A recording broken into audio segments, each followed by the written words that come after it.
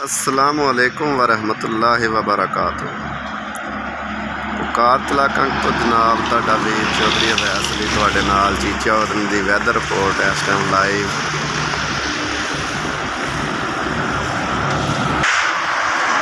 19 तरीक ठीक है जी, तो दोपहर 2 बजे का टाइम है, 1:30 बजे का।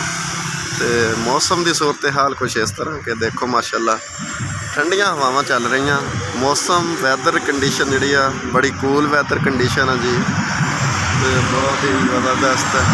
यह देखो जी संग आ रहा वा लाल शहबाज तो बस वापस आ रही है, मुरीदां दी जा रहे ने सफ़र ते वापसी। सैवन शरीफ तो आ रहे सी झूलेलाल लाल शहबाज कलंदर के दरबार तो संग आ रहे ने। चीचा उन्हें बाईपास से मौजूद है इस टाइम तुहाडा वीर चौधरी अवैस। तो उम्मीद करदा वां तुसीं ठीक होवोगे, अपना रखियो ख्याल तो दुआवां च रखियो याद। तो मौसम की सूरत हाल ये है कि माशाल्लाह क्लाउड ही क्लाउड है जी। तो चांस है इंशाल्लाह 3-4 बजे, बाकी अल्लाह नूं जो मंजूर है। हल्की फुल्की रिम जिम तो इंशाल्लाह ज़रूर होएगी, किते किते इफेक्ट कर भी रही है। तो इंशाल्लाह तुहाडे नाल बदलती हुई मौसम की सूरत हाल के नाल इंशाल्लाह तुहानूं आगाह करांगे। यह देखो एक बस होर आ रही है संगियां दी, हाँ जी।